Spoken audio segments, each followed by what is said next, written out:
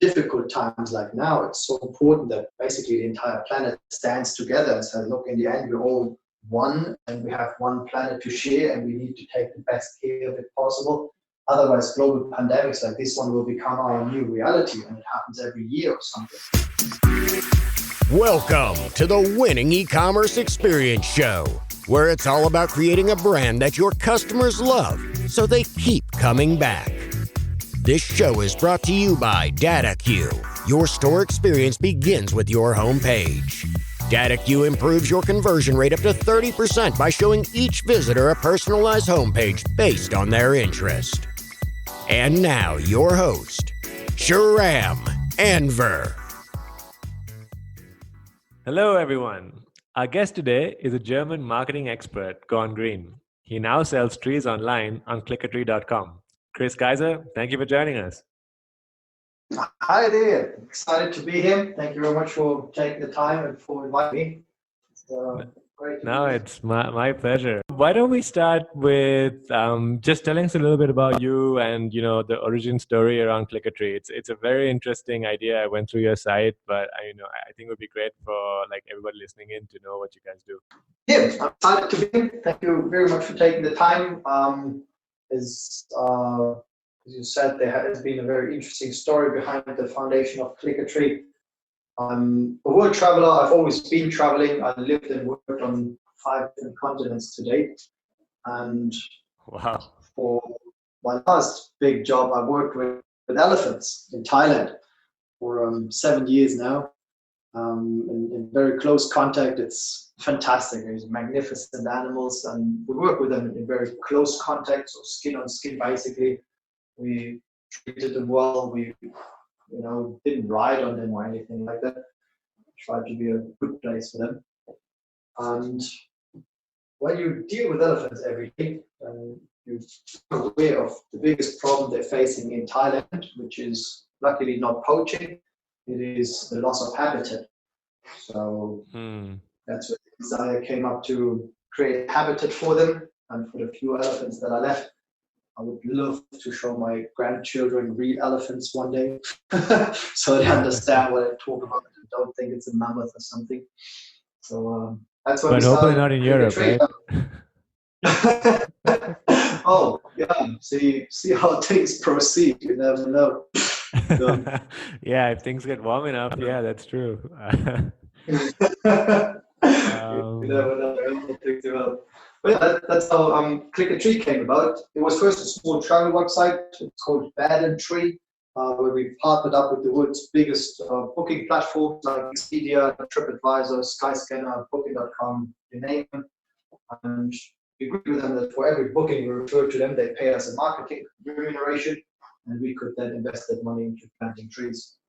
It went super well. It cost the traveler one single click of a mouse. No additional costs or anything involved, so it went through the roof. We planted over 100,000 trees with that, and then adding on to that, we got more requests from people saying, "Look, I'm not traveling, or I want to plant trees for my company, or can I plant trees while sitting at home, or something like that." So that's where we developed Clickertree from, and now everybody can plant a tree from the comfort of their screen, while sitting on the couch, while being in quarantine. Wherever you are, plant a tree. Go to clickertree.com and plant a tree. Do something good for the planet. So it's kind of like e-commerce with a twist, right? Because if you do e-commerce, you basically come, you choose the product, you whip your credit card out, you pay the amount, and then you wait for something to be delivered. Whereas in this case, you do almost exactly what I just said, but except the delivery happens somewhere else. So I'm curious, how does a person who buys the tree, do they get something in the mail to say, hey, this is your tree? Because obviously the tree is not going to grow immediately. So how do you guys deal with that? No, that's a very good point, and one that we're working very hard on, because of course people want to have some sort of proof that there is actually a tree being planted, and it's not just Chris talking sweet stuff and then pocketing money and continue to travel. Yeah. So what we do is, of course, we give people a certificate when you buy a tree online. Currently, it's still all manual work. So you send us an email, say, "Hey, Chris, I planted a tree. Can you please send me a certificate for it?" and then we create a certificate. And on top of that, we developed a newsletter workflow where people can follow their tree along. So you get regular updates about the trees that are being planted, what sort of trees we're selecting, where we're planting them. You get GPS coordinates. You get updates from the teams on site, like the people who plant the trees, how your tree grows from a seed in the tree nursery to a little sapling to then being planted out in the wild, so to say, out in the field. Sure. And on top of that, the stories from the teams, which are very heartwarming, I think, was one of the big differences from Click a Tree to many other tree planting companies is that we don't work with volunteers. I think that especially the people who help save our planet need a fair remuneration for their efforts and for their hard work. So Absolutely. we make sure that everybody in our value chain is fairly remunerated for what they do. And that helps these people get a fair income, a full-time job. And with that income, suddenly they have hope, they have a job, they have income, they can buy their food, they can send their children to school, they can afford medical examination, whatever it might be, but it entirely changes their lives. And hearing these stories adds up to all the feel-good factor you get from planting trees already anyway. So of course we share all these stories with our clients and our fans. Yeah, because the really powerful thing about that is that you're making it economically advantageous for the local community to look after the tree, right? Like it's certainly in their best interest to do that. Exactly. And then you find, like I'm actually originally Sri Lankan, and two stories that I know coming out from Sri Lanka are also like really cool. Like something close to your heart is with the elephants. That even now there's a lot of elephant-human conflict. And one entrepreneur found a way to make paper out of elephant dung. And so, Nice. yeah, it was like you wouldn't even imagine like this idea, but he did it. And then suddenly, like all these villagers who were just getting so angry that the elephants were coming and eating their crops and destroying their stuff were like, wait, like we can actually earn a living by collecting this dung and putting it in the factory and like getting some good quality paper. And he just like changed. Obviously, it's not fixed everything, but like it's really like added a new sort of weapon to the elephant conservation. And then there's other example which I know of. Yeah. Sorry, go ahead. That's brilliant. That's an excellent idea. That's what you do. I think it's like more of these ideas that problem and turn it into a solution, and everybody profits. Yes. The other one which I found really exciting was Sri Lanka has a very long coastline, and you get a lot of turtles coming, and turtles are endangered. And so you had a big problem of poaching where these people would go and get the turtle and sell the eggs. And then what the conservationists started doing was finding the poachers, and instead of punishing them, they would hire the poachers to look after the turtle and pay them a salary. And then eventually, and this was brilliant because they know exactly where the turtles are coming and, all this stuff. And then they became really good guides for tourists. So when a tourist goes, the poacher will be like, hang on, there's a turtle coming in like 10 minutes over there. And then, lo and behold, there will be a turtle. I actually went on a tour like this and it was amazing. And so now this guy is like all about saving the turtle because all he really wanted was a way to survive. So instead of making him the bad guy, they made him a good guy and it was awesome.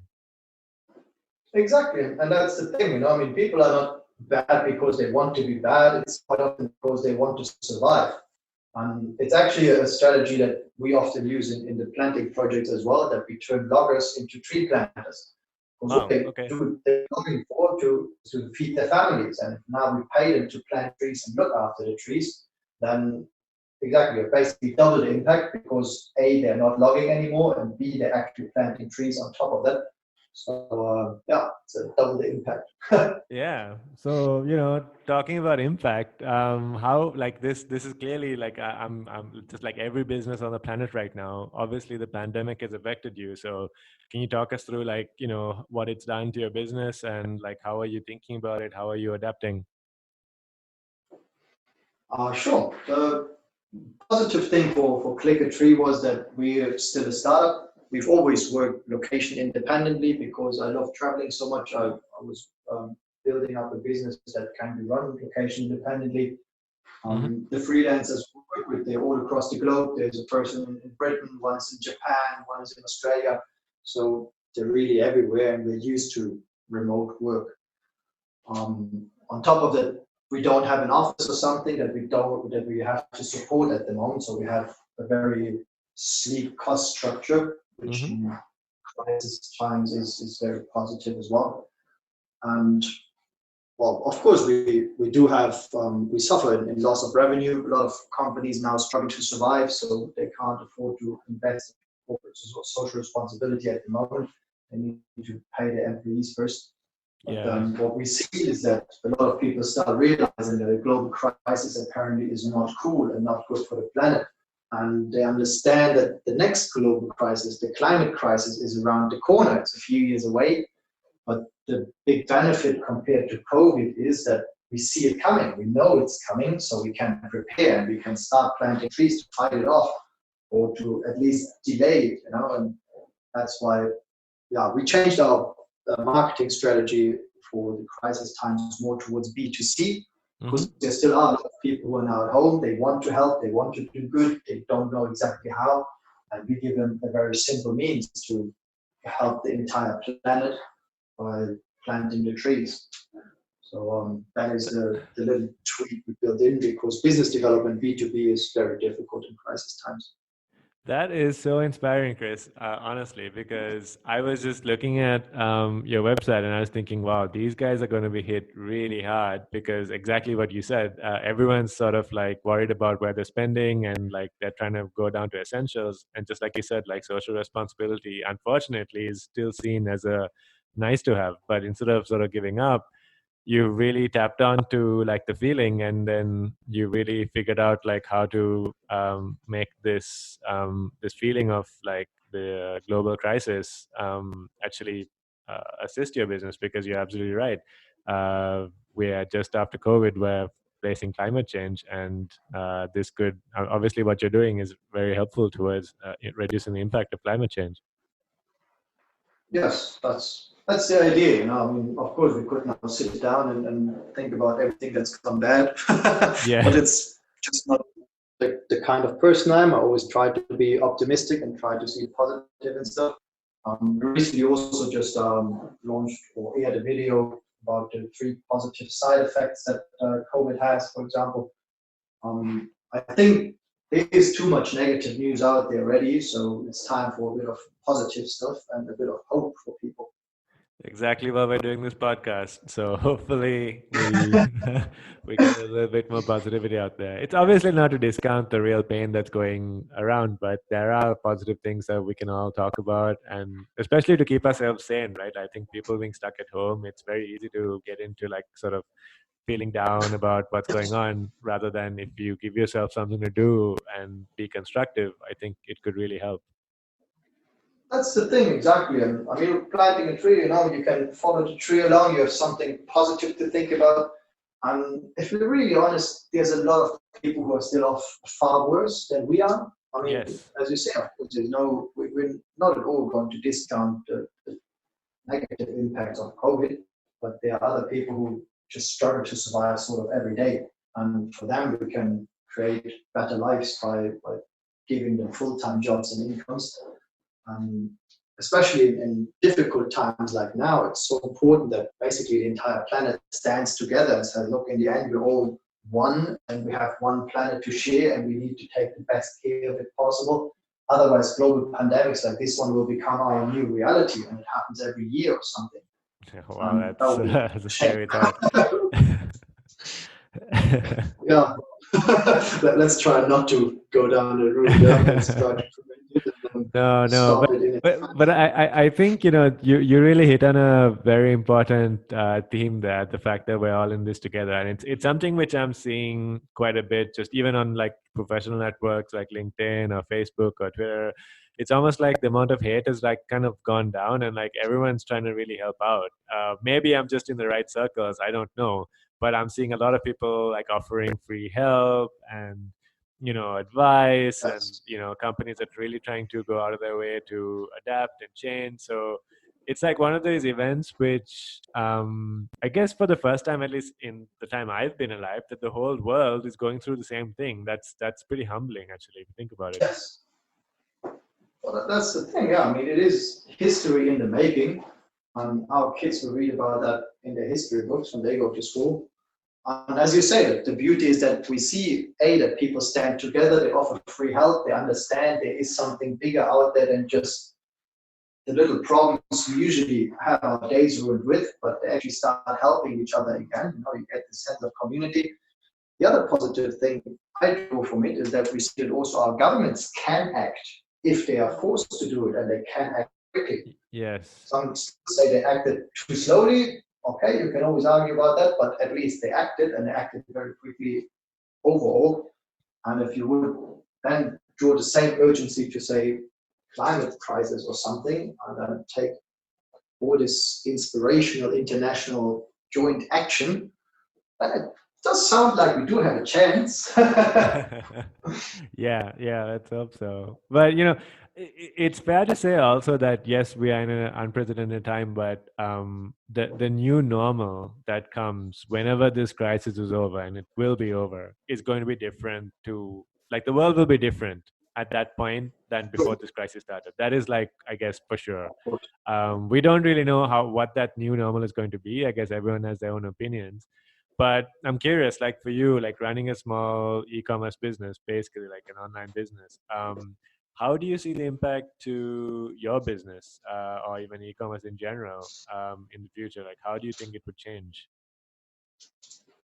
Well, I guess already now in the crisis, a lot of people understand that e-commerce is super valuable, because now it's a super special situation. You're not allowed to go outside and don't have too much contact with other people. But you can still shop online. I mean, just read that Amazon is about to hire 100,000 new employees while everybody else is laying people off. So they are booming. And supermarkets too, shows that. Yeah, exactly. It's crazy times, but internet still works, and people can order stuff from home. And I think especially now when you can't go out and get your usual kick of dopamine and happiness, maybe shopping online makes you a little bit happier, and having some new gadgets in your home, or designing a new home office for yourself. So I think e-commerce is super important. And also for Clicketry, even though it is tough times at the moment, I do think we will come out a lot stronger, because also companies will put a lot more emphasis on sustainability after the crisis, and customers will anyway, so the companies need to follow lead. So I think there's a very big opportunity to grow very fast and to have a tremendous impact post-crisis. Yeah, so I've been hearing this thought process a lot, right? So basically, right now in the short term, things are really volatile. So people are, I guess, a little bit concerned on like how to act and what to do. But then, at least in the e-commerce space, everyone seems to be quite positive about the long-term impact, that things are going to get better because behavioral change, people have to buy online now, and all this stuff. So I guess then, like, let's take the example of Clicketry. You're talking about exactly. I do agree with your assessment that in the long term, people are going to be more focused on climate change, and probably it's going to be a positive impact for you. So, what can businesses do in the short term to try to prepare for that long term? So, would you advise that they already start thinking about that long term impact and already start changing, say, their content marketing strategy and things like that? Or would you advise just hold on and just have a look? Does that make sense? It definitely does, yeah. But it depends, It depends about the business size, I guess, and what you can afford to do now. I mean, for us as a startup, it is a fantastic opportunity, because now we can drill down on all the backlog that is piled up, all the things that you don't find time to during normal business times, sort of thing. Right. We're redoing our website. We're translating it into German now as well. We're rethinking our email marketing workflows and our onboarding strategies and all these things. And of course, work on the content marketing strategy, on the SEO, because I think that's perfect times to do it. Now you can do it from home. You can do it anywhere you are, as long as you have internet connection. You can do these things. And then you will be better prepared for once the crisis is over. Of course, you could also now say, look, there's not much to do. I'm going to sit back and do nothing. But Yeah. you can't really go out of the house either. You can't go traveling or something. So I would find it super dull and boring to just sit at home and do nothing. So I'm very happy that there are things you can do, and I think there's a lot of stuff to do. Yeah.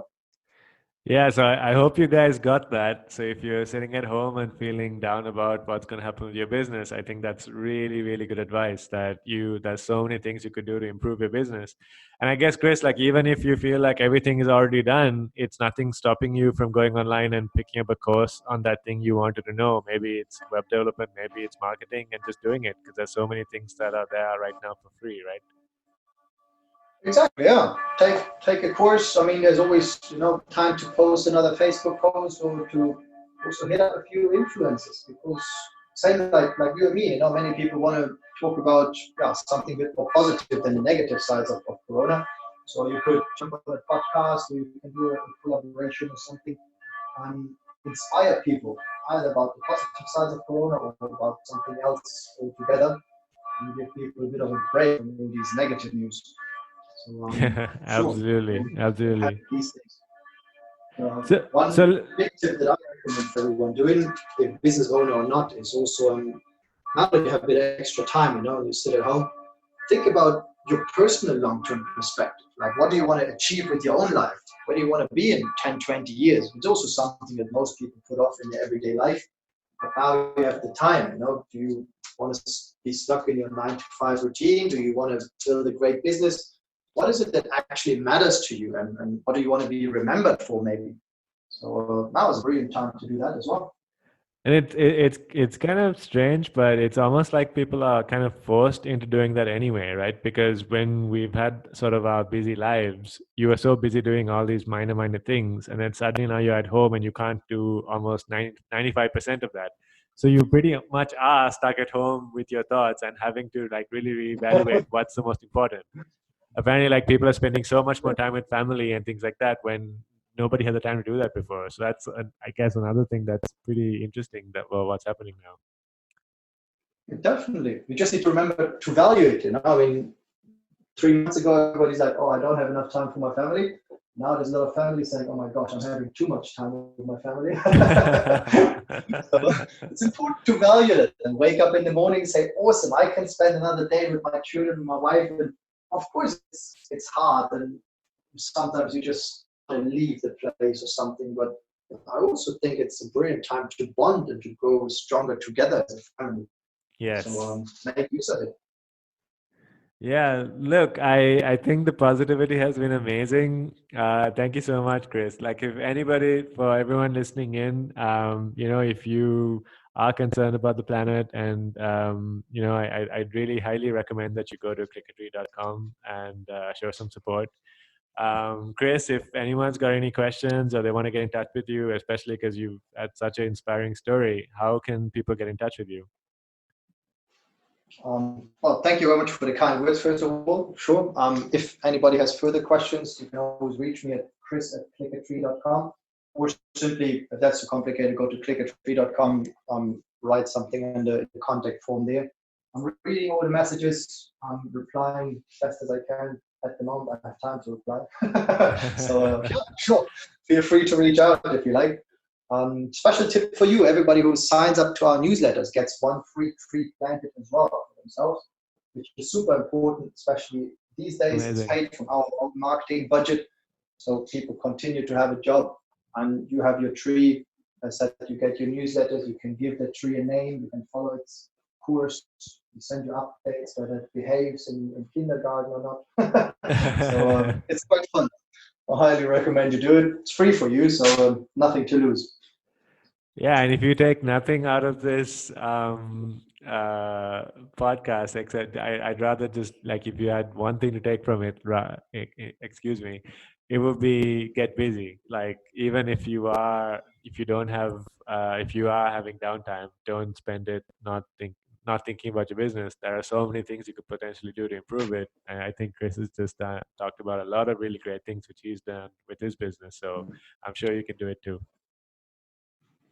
Exactly, sure. Keep listening to the DataCue podcast as well. There's a lot more interesting episodes to come out, I guess, right? Yeah, I hope so. I'm sure there is. There's so many good there's so many great ideas out there. It's one of the things to really enjoy about doing this.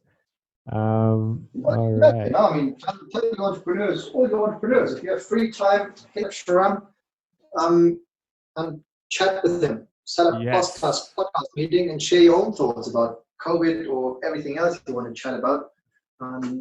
Spread the word with your friends, Absolutely. Thank you so much, Chris.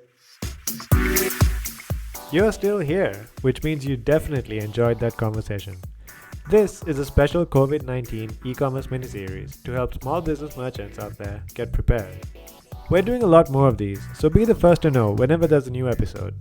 Just follow DataCue, that's DATACUE on Twitter, Facebook, or LinkedIn. Stay safe out there, everybody. Till next time, this is Shahram.